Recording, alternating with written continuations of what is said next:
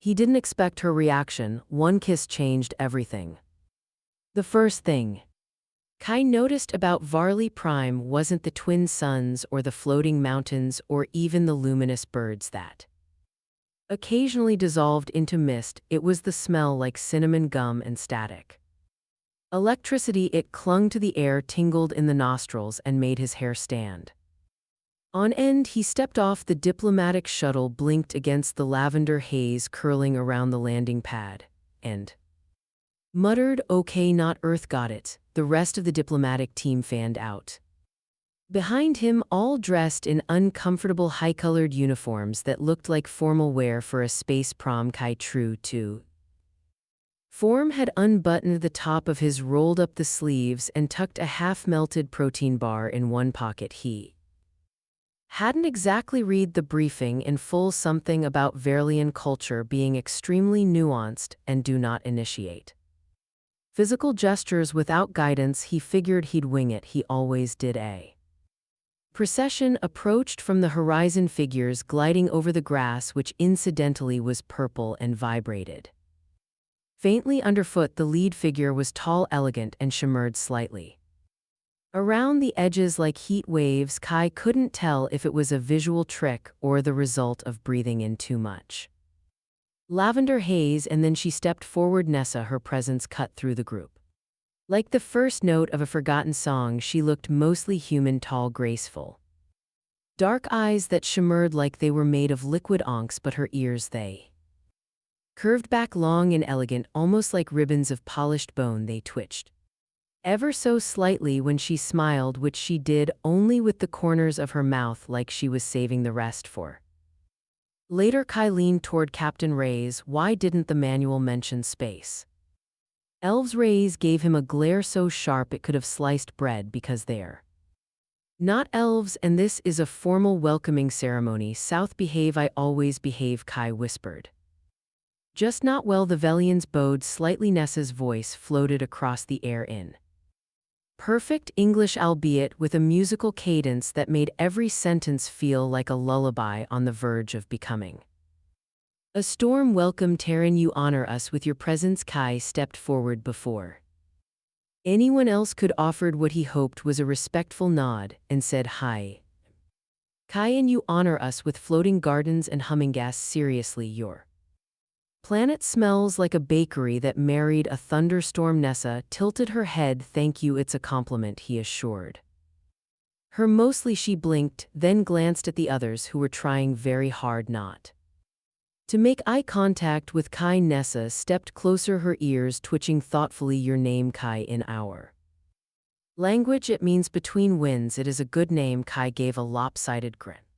"Better than stinks like cinnamon lightning." I guess they moved as a group through the crystalline gardens.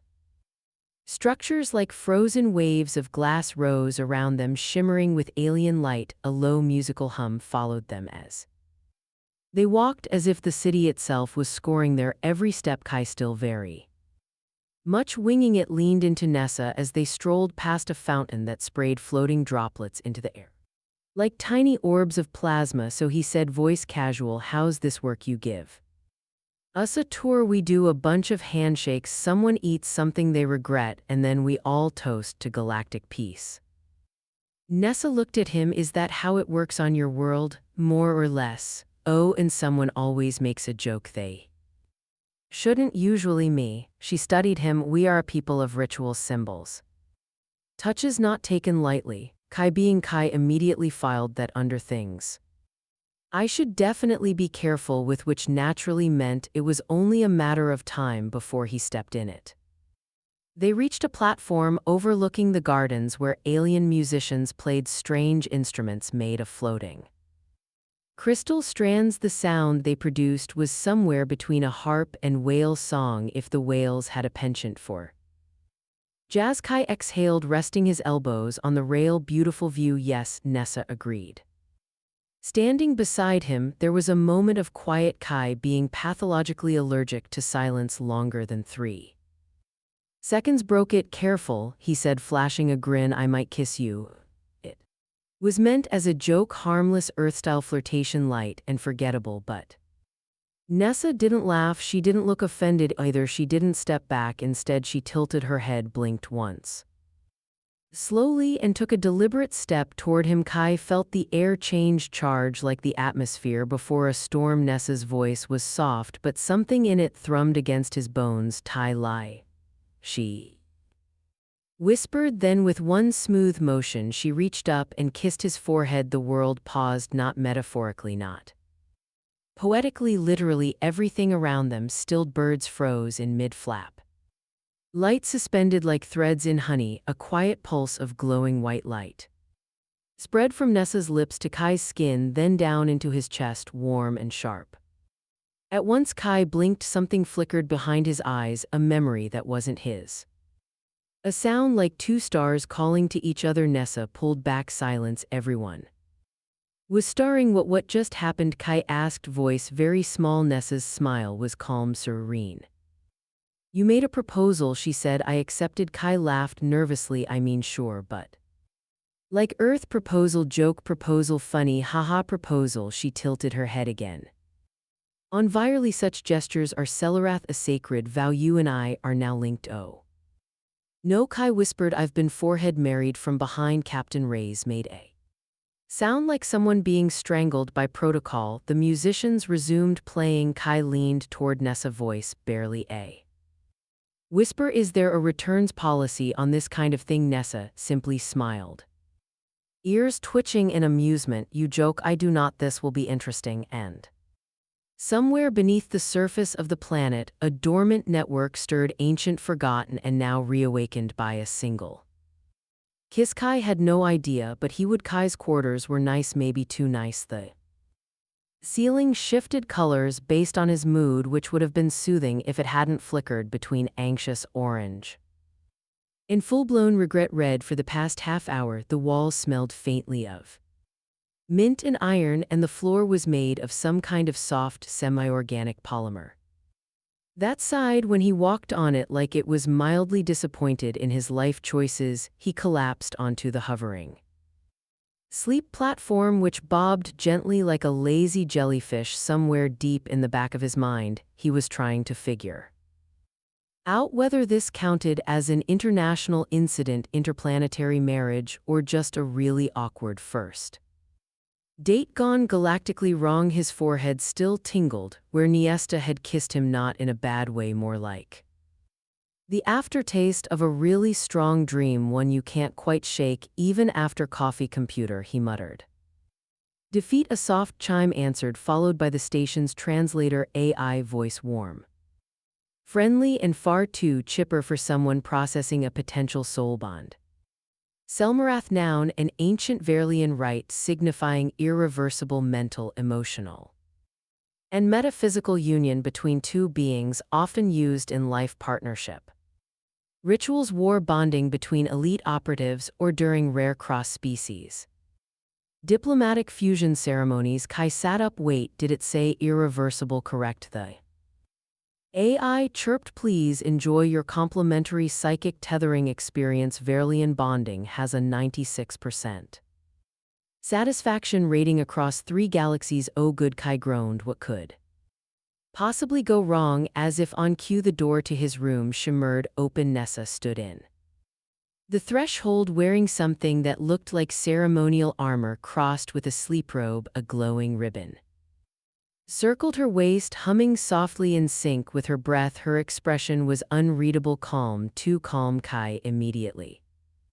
leapt off the platform. Hi, hey, hello, I didn't expect company so soon. I mean, not that I'm opposed to company. You're very glowy. She stepped inside. You are experiencing bond tremors. It is normal. Oh good, he said, packing, because I was worried I might be going through space marriage panic, which, fun fact, I definitely am. Nessa sat gracefully on a levitating chair that looked like it had grown out of the floor. We are now linked on a molecular resonance level. You may experience flashes of memory, minor hallucinations, or synchronized hiccups. Hiccups, it is rare, she said, but charming. He rubbed his forehead. Okay, South.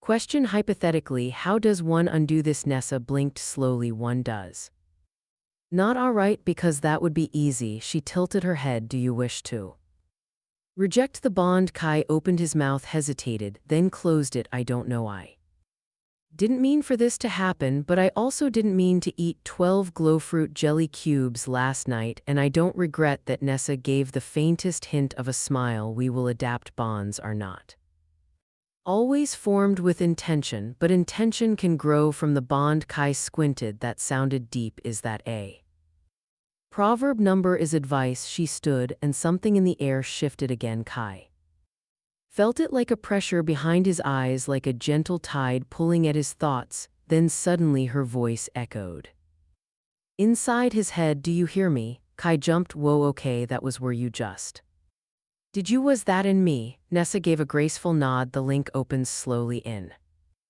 time we will be able to share thoughts as easily as spoken words. For now it will come and go like dreams. Kai turned in a slow circle. Okay, sure, or psychic dreams. That's fine, that's normal. What is reality really? I once thought cheese came from space when I was 6, so this is just the next logical step. Nasa rose, stepped close and reached out, not to touch him, but to hold her hand a breath's width from his. He could feel the heat from her skin and something deeper, like gravity, pulling softly at his chest. You do not need to fear this, she said. We are not alone anymore. Kai's mouth opened to respond, but his words were cut off by a sudden sharp buzz from the ceiling. A holographic display flickered into life, projecting the face of Captain Reyes. Her jaw was clenched so tightly it could have cracked steel. Kai, she said through gritted teeth. Briefing room now, you two. Nyasa, the council wants answers. The hologram vanished. Kai groaned. Great. Nothing says romantic bonding like being summoned by Space Command for questioning. They walked together through the winding hallways of the Velian vessel, past living walls that shimmered with bioluminescent veins. The air was cooler here, filled with the low hum of machinery that sounded almost organic. Every step they took, Kai felt Nessa's presence beside him like an extra heartbeat. You're very calm about this, he said as they stepped into a lift that moved sideways instead of up or down. I have been trained for many types of union, she replied. Romantic ones, she raised an elegant brow. Tactical ones. But I suppose they share similarities. Kai laughed to spite himself. You know, on Earth we usually start with coffee. Is coffee a euphemism? He snorted. Sometimes, depends on the coffee. They reached the council chamber, an immense dome filled with transparent star metal and floating memory glyphs. Several Velians sat in high chairs that swam gently in the air, robes fluttering like jellyfish tendrils. Captain Reyes stood at the center, arms folded, every inch of her radiating. Do not mess with me, Kai, she said flatly. Would you care to explain how you ended up cosmically entangled with a high-ranking diplomat? Less than 6 hours into our first contact mission, Kai stepped forward, raised one hand, and tried his best not to look like a child caught with his hand in the antimatter cookie jar. In my defense, he said, I didn't think forehead kisses were legally binding. The council chamber fell silent. One of the elder Verlians muttered something. Nessa translated softly. He says you are either the luckiest or most dangerous Terran alive. Kai shrugged. Why not both? And somewhere deep in the hull of the ship, a pulse echoed, soft, ancient, and watching. Kai had learned 2 important truths since arriving on Vorelli Prime. First, never trust alien fruit, no matter how much it sparkles. Second, never assume a forehead kiss is casual unless you're also ready to share mental real estate with someone who meditates by levitating and thinks human jokes are an advanced test of logic. Now, 3 days into his accidental cosmic commitment, Kai had developed a routine that mostly consisted of not touching anything, avoiding all ceremonial halls, and pretending that glowing visions of Nyasa's childhood weren't randomly bleeding into his dreams. Last night he dreamed he was standing barefoot in a sea of light, surrounded by humming spheres that whispered her name in 9 different dialects. The night before that, he was Nyasa, 6 years old, chasing an Airborne fish through a floating orchard, he woke up with a craving for salt rocks and a headache shaped like a question. Mark, today things got weirder. He was standing in front of a silver archway that looked suspiciously like a rib cage. And even more suspiciously like it had just blinked at him. Nessa watched him from a few paces behind her expression. Calm, this is the path of echoes, she said. Our cultural archive. Kai squinted it. Looks like it's breathing. It remembers what, that it was once a spine. She stepped past him, brushing the edge of the archway with her fingers. A ripple of light surged through the structure. And the interior changed from bone-like metal to a corridor filled with flickering scenes, moments in Velian. History played out along the walls like holographic murals, 1,000 years of memory contained in a whisper. Kai stepped in cautiously, half expecting a disembodied voice to announce he was trespassing. Instead, the space seemed to embrace him, cool and silent, except for the faint hum of the corridor's heart. This is where we learn who we are, Nessa said softly, walking alongside him. Our memories are not kept in books, they are shared. Okay, so question, Kai said, squinting at a scene depicting a glowing duel between two long-eared figures midair. Does this place also show people's embarrassing teenage years, or is that strictly off-limits? Nessa gave him a sidelong look. I once attempted to compose an epic poem about moon moths. It rhymed poorly. The archive still plays it once a year for ceremonial laughter. Kai grinned. See, now we're getting somewhere. They reached a fork in the corridor and the air shifted slightly. Kai's skin prickled, partly from temperature, partly from the strange vibrating pull that always hinted Nessa was thinking toward him again. You feel it too, right? He asked. That tug. She paused, then nodded. Yes, it is the bond maturing. We are beginning to sync, like psychically, biologically, emotionally, temporally, in minor pulses. That's a lot of adverb, Kai muttered, and probably none of them mean we just get along well. Nessa smiled faintly, then gestured toward the left path. This way. They entered a chamber that opened into a floating platform surrounded by vast projections of constellations and energy streams. In the center, a Velian device hovered, 3 interlocking rings rotating in impossible geometries, humming with soft blue light. Kai stopped. Okay, what is that? The tether frame, she said. It monitors bond fluctuations for most pairs. It is a ceremonial object for us. It is uncertain, like hey, this might dissolve reality, or oops, you married a human who once stapled his own shirt sleeve to a chair. NASA touched the edge of the device. It pulsed in a new projection, unfurled a web of energy, shimmering threads connecting 2 points. Her name and his. Kai blinked. Is that us? Yes. Why are there extra lines? She hesitated. Because something deeper has responded to the bond. Something old. Kai looked around wearily. You mean like ancient Velian magic number, not magic code? That gave him pause. Code, he echoed. Like computer code. Nessa nodded slowly. Long before we were biological, we were something else. Our ancestors, builders of the crystalline mines, left pieces of themselves scattered across the stars, fragments, protocols waiting for what a key, she said. A trigger. Kai looked at the floating web again and then at his own glowing name in the construct. You're saying I triggered a cosmic operating system by flirting with a diplomat? You used a symbol with unintended resonance. The bond completed an equation. Okay, but I mean, I didn't mean to. Shouldn't. Cosmic tech check for intent. Apparently not. He turned, began packing. So what happens now? We get absorbed into a giant space program, start dreaming in binary, grow antenna, we adapt, Nessa said. He looked at her, exasperated. You keep saying that because it is true. Kai ran a hand through his hair. All right, fine. What's the next step? Do we meet the ancestors? Reboot the universe? Form a boy band? Before she could answer, a harsh tone echoed through the platform, followed by a floating glyph blinking red. Nessa moved quickly, scanning the alert. Someone has accessed the frame's output. Unauthorized. Kai's stomach dropped.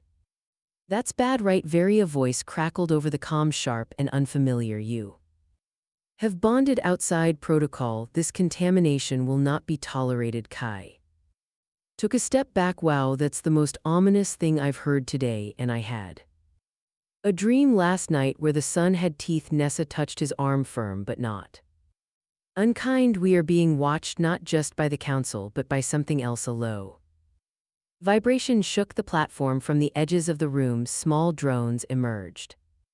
Verlian in design, but their colors all wrong, black instead of silver, eyes glowing red instead of blue. Kai whispered, those aren't here to give us tea and muffins, are they?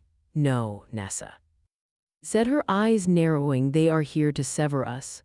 And for the first time since the kiss, Kai saw fear on her face.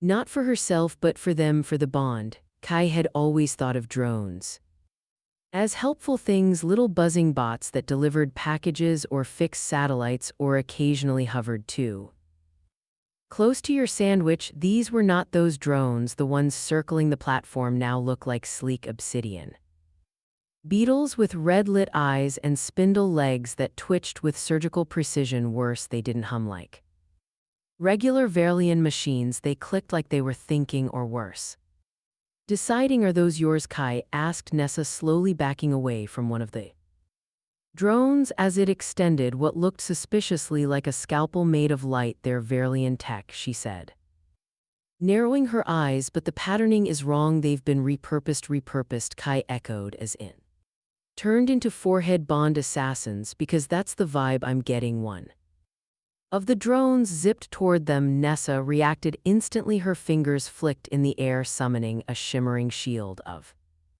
pale green energy that absorbed the blow with a sound like someone striking a crystal bowl. Kai jumped. Okay, that's cool. I mean terrifying, but cool. They are here to sever the bond, she said, her voice calm but tight. It is likely they will try to remove you from the equation. Great, Kai muttered, just what I needed today. Death by space scissors. They ran well. Nessa glided like a dancer born to command gravity, and Kai flailed after her like someone being chased by bees, and existential dread at the same time. The corridors of the Path of Echoes twisted around them, alive with light and memory, and Kai couldn't help but notice that as they passed certain glyphs, they dimmed, as if something inside the archive was shutting down. Are they hacking your whole system? He panted. No, Nessa replied, they are corrupting it. As they rounded a corner, a pair of drones dropped from the ceiling like spiders on silk. Nessa raised her hand, and a pulse of energy surged from her palm, shorting one out instantly. The other jerked in midair, turned toward Kai, and made a sound like a violin string being cut. Kai braced himself. The drone launched a dart, tiny needle-like, almost delicate. Time slowed. Something warm exploded in Kai's chest, not pain but light. The dart stopped midair. It hovered, trembling, then crumbled into dust. The drone beeped once, confused, and then imploded in a puff of smoke. Kai stared. Did I do that? Nessa looked at him with new focus. The bond is protecting you. It is evolving. He blinked. Evolving into what? Before she could answer, a panel slid open in the wall beside them, revealing a narrow maintenance conduit. This way, Nessa said, pulling him inside.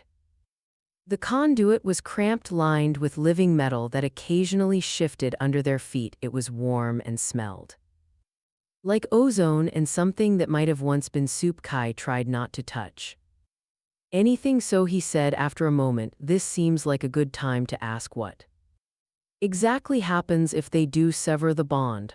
Nessa hesitated. In theory, it would unweave our connection at the molecular level. In practice, you would probably melt. Oh, excellent, excellent. And horrifying. Love that journey for me. They emerged into a circular chamber where the walls pulsed with soft light and glyphs hovered midair like floating jellyfish. In the center stood a platform surrounded by slender pillars, each one inscribed with glowing Velian script. This is the Nexus room, Nessa said. Here we can stabilize the bond, reinforce it.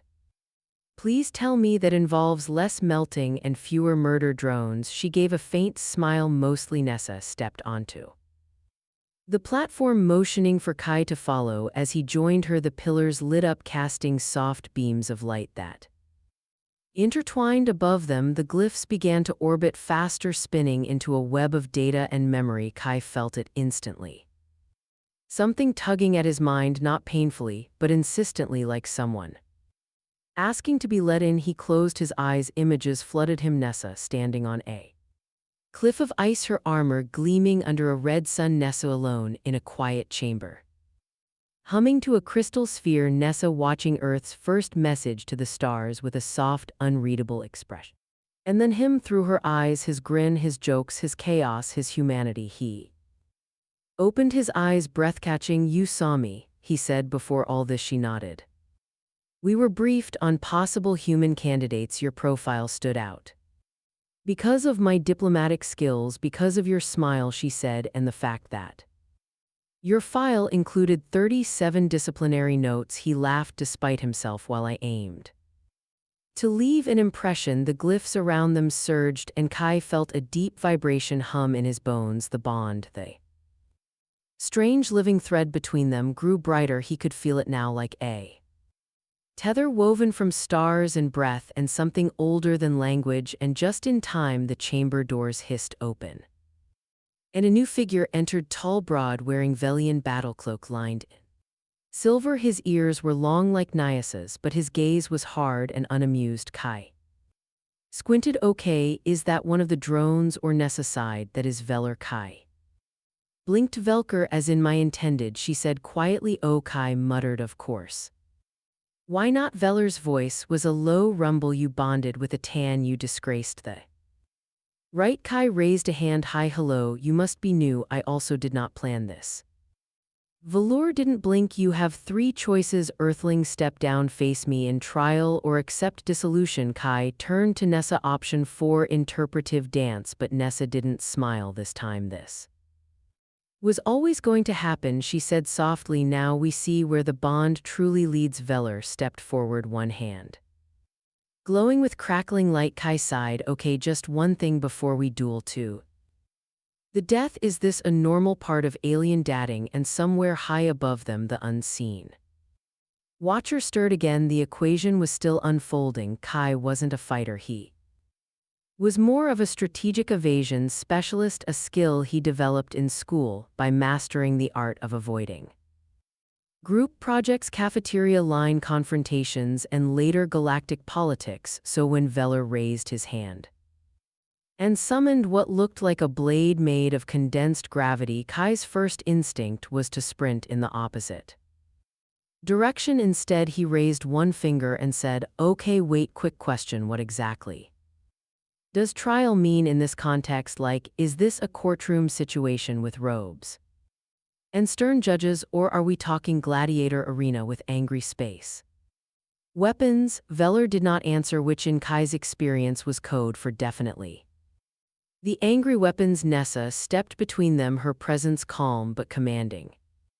"The bond is not a betrayal, it is evolution." He did not seek this, nor did I.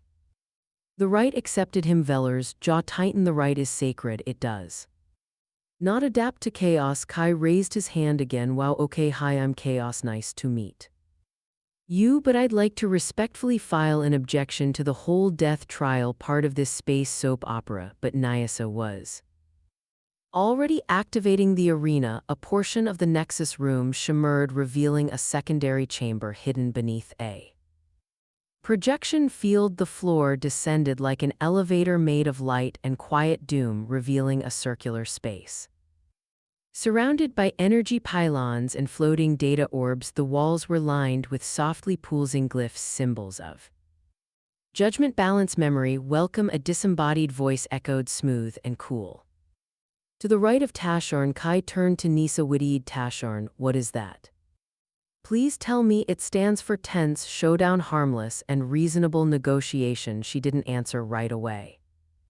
"Then it is a duel of minds." Kai blinked. "Oh, okay, better maybe define minds." Veller was already stepping into the center, his armor shifting to reveal nodes along his temples and arms, places where they Arena's tech would connect to his nervous system. Nessa gestured for Kai to do the same. He hesitated, then sighed. You know, I once failed a basic logic exam because I tried to answer the bonus question with a drawing of a dinosaur.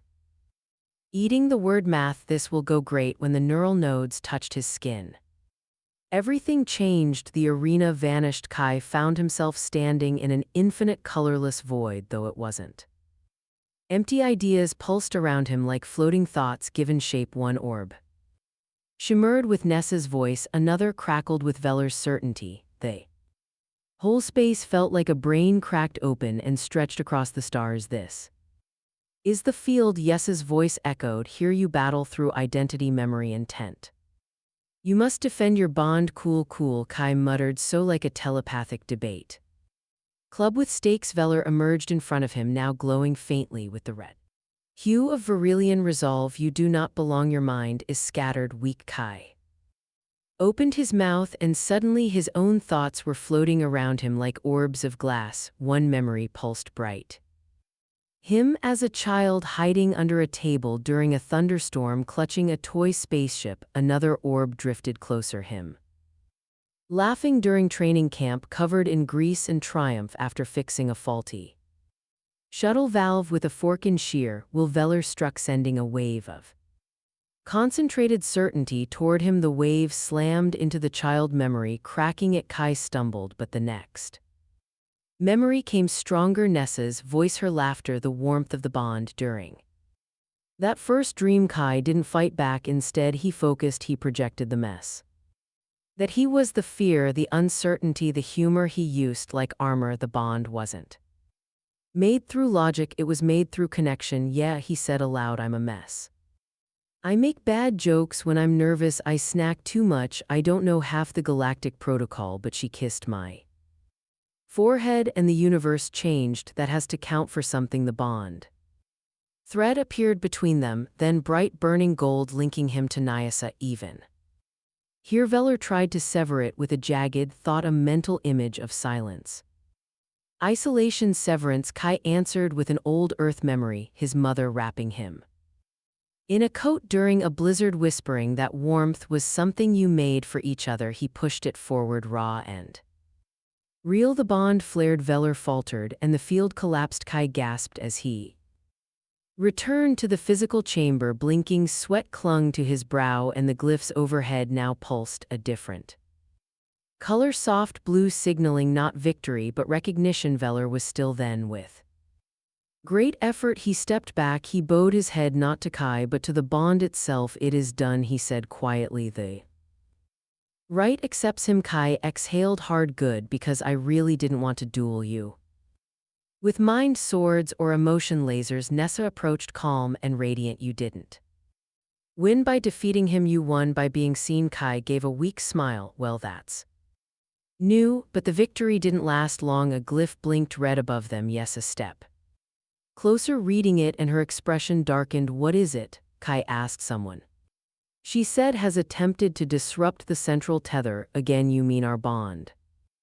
No, she said, all bonds across the nexus. Kai swallowed. Okay, that's bad, right? Yes.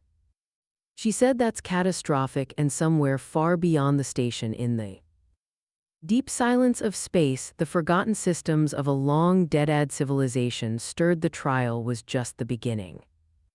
The stars outside the observation dome drifted slowly like dust in a long-forgotten attic from this height. The galaxy felt quiet, an illusion Kai now knew better than to trust system. Slept, but sleep, he had learned, wasn't the same as peace some things dreamed in. Silence for centuries, waiting only for the right echo to wake them, and he had been that echo. He sat cross-legged on a crystalline bench, staring into the vastness, a cup of something suspiciously blue steaming beside him. He didn't drink it smelled like melted bubble gum and static, but Nessa had made it, and in Velian culture that meant something akin to I trust you not to explode after consuming this. He hadn't exploded yet. The nexus had stabilized barely after the trial in the psychic field, and Veller's unexpected acceptance of the bond, the alarms had shifted to something deeper, older, less Interruptible someone or something had been attempting to sever not just Kai and Nyasa's link but every active bond. Across the Velian memory lattice, Nessa had explained it simply: it's like someone trying to unplug a living archive while it's dreaming. The results would be unrovable, so they'd acted together. Kai had returned to the tether frame with NASA and a small team of engineers who, despite their expertise, had openly admitted that no one had ever dealt with an anomaly like this. The bond between him and NASA was more than a mistake. It was a spark, a key turned accidentally in a lock older than the Velians themselves.